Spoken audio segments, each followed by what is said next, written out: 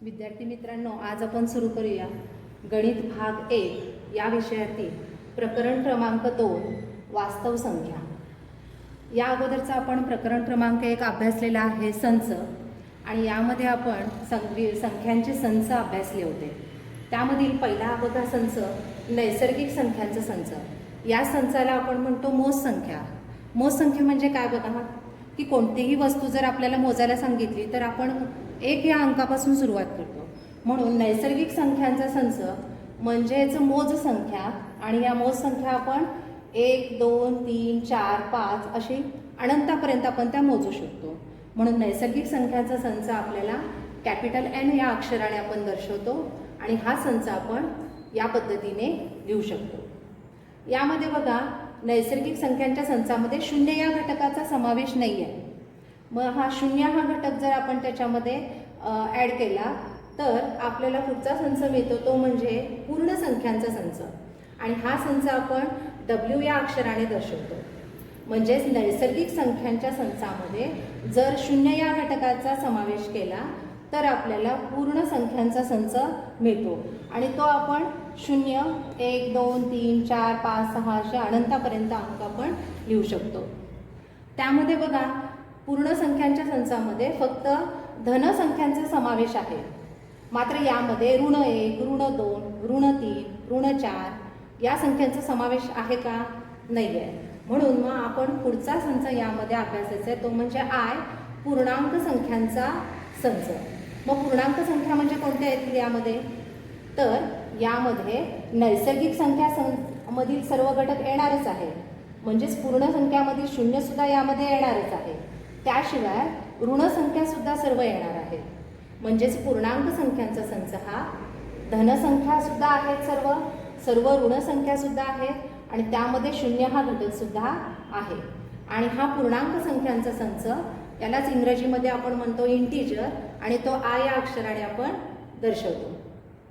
आता आपल्याला या ठिकाणी अपूर्णांकाचा समावेश यामध्ये होतो का बघा। आता आपण अभ्यासामध्ये बऱ्याच वेळेला अपूर्णांक सुद्धा आपल्या अभ्यासामध्ये येतात। मग या तीनही संचामध्ये अपूर्णांकाचा समावेश होऊ शकत नाही आहे। मग यासाठी आपला पुढचा संच कोणता आहे बघा, Q परिमेय संख्यांचा संच। मग परिमेय संख्यांचा संच हा गुणधर्म पद्धतीने इथे लिहिलेला आहे बघा, P/Q। हा काय आहे? तर P आणि Q हा पूर्णांक संख्या आहे। P आणि Q हा घटक आहे I चा। याचाच अर्थ P आणि Q ही अशी संख्या आहे की जी कोणत्या संचामधील आहे? पूर्णांक संचामधील आहे। आणि Q is not equal to 0, म्हणजेच काय, Q ची किंमत 0 असता कामा नये, तरच हा काय होईल, परिमेय संख्यांचा संच होईल। म्हणजेच या परिमेय संख्यांमध्ये अपूर्णांक सुद्धा येणार आहेत, पूर्णांक हे सर्व येणारच आहे। हे तीनही संच या परिमेय संख्येमध्ये समाविष्ट आहेतच, शिवाय यामध्ये अपूर्णांकाचा सुद्धा समावेश येणार आहे। फक्त यामध्ये अखंड आवर्ती दशांश रूपात जे अपूर्णांक आपल्याला मांडता येतात त्याचाच आपल्याला या परिमेय संख्यांमध्ये समावेश होऊ शकतो, आणि हा परिमेय संख्यांचा संच आपण Q या अक्षराने दर्शवतो। आता जर परिमेय संख्यापर्यंतचे घटक आपल्याला या संचामध्ये समाविष्ट करता आले, आता वास्तव संख्यांच्या संचामध्ये कोणते घटक समाविष्ट होतील?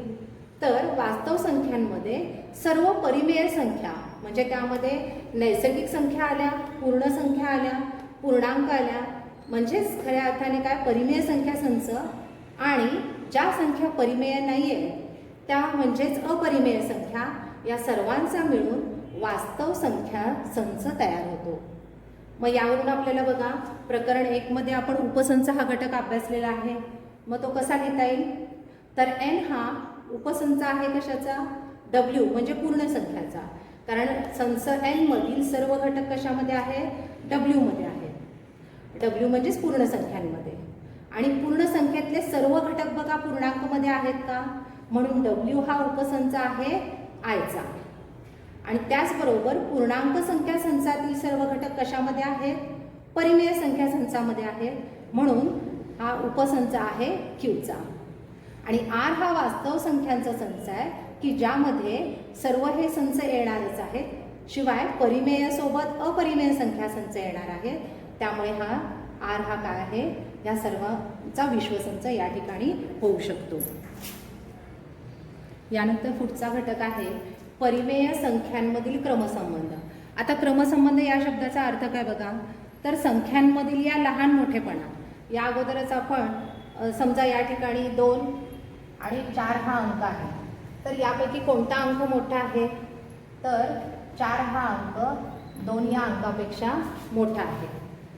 जर आता तसंच परिमेय संख्यांमधील जर क्रमसंबंध ठरवायचा असेल, P/Q आणि R/S या परिमेय संख्या असून Q हा काय आहे, 0 पेक्षा मोठा आहे आणि S सुद्धा 0 पेक्षा मोठा आहे. म्हणजे छेद आपल्याला हा नेहमी 0 पेक्षा मोठा असला पाहिजे.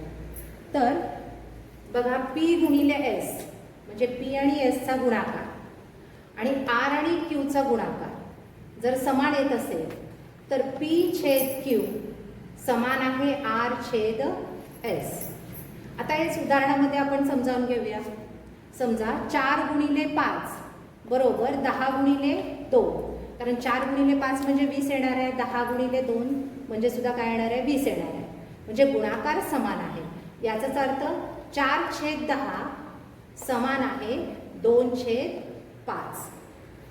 त्याचप्रमाणे जर समजा P गुणिले S यांचा गुणाकार मोठा आहे कशापेक्षा, Q गुणिले R पेक्षा, तर आपल्याला काय सांगता येईल की P/Q ही परिमेय संख्या मोठी आहे कुणापेक्षा, R/S पेक्षा. उदाहरणार्थ बघा 2 गुणिले 8 यांचा गुणाकार मोठा आहे कुणापेक्षा, 3 गुणिले 5 पेक्षा.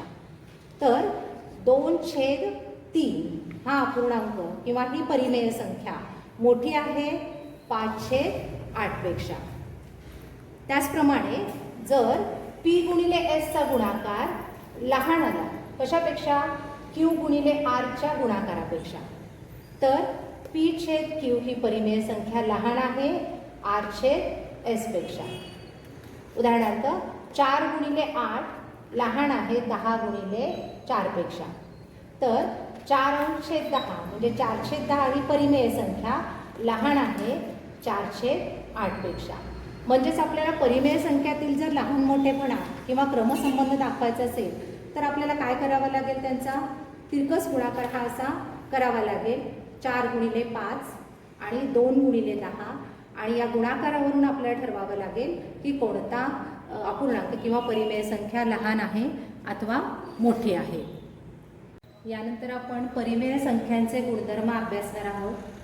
यामध्ये बघा ABC या परिमेय संख्या आहेत आणि त्याचे गुणधर्म आपल्याला दिलेले आहेत. क्रमनिरपेक्षता, साहचर्य, अविकारक आणि व्यस्त. याचा अर्थ काय आहे बघा, तो उदाहरणाद्वारे आपण समजावून घेऊया. तर क्रमनिरपेक्षता यामध्ये बेरजेमध्ये आपल्याला काय बघता येईल बघा, A अधिक B बरोबर B अधिक A. म्हणजेच थोडक्यात आपल्याला सांगायचं झालं तर 3 अधिक 4 बरोबर काय मिळेल आपल्याला उत्तर 7. आणि 4 अधिक 3 केल्यानंतर सुद्धा उत्तर काय मिळणार आहे 7. म्हणजे क्रम बदलला तरी बेरीज आपली तीच येणार आहे.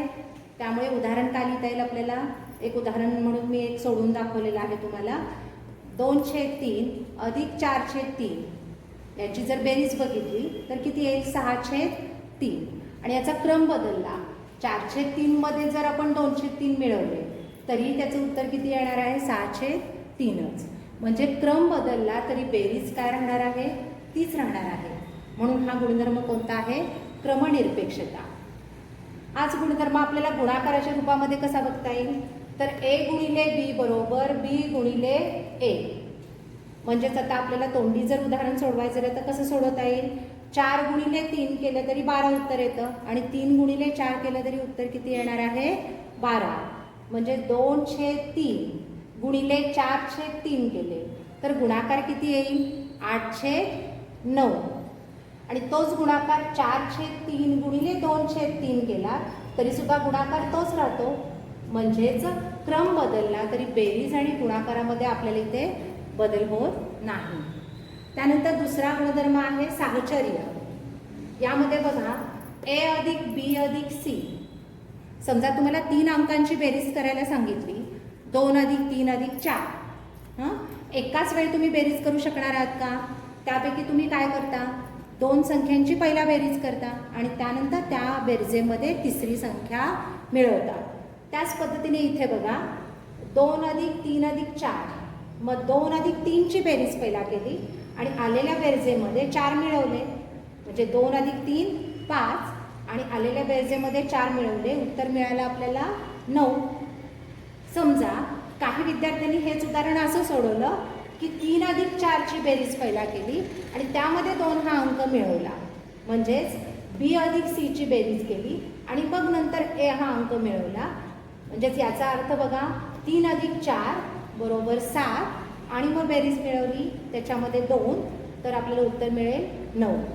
म्हणजेच या 3 अंकांची बेरीज करताना आपण त्यांचा या पद्धतीने A + B + C केला अथवा B + C करून त्यामध्ये A ही संख्या मिळवली तरी बेरजेमध्ये काही फरक पडणार नाही आहे. तोच गुणाकाराच्या बाबतीत आपल्याला कसं बघता येईल बघा, A × B × C 3 अंकांचा गुणाकार करायचा आहे.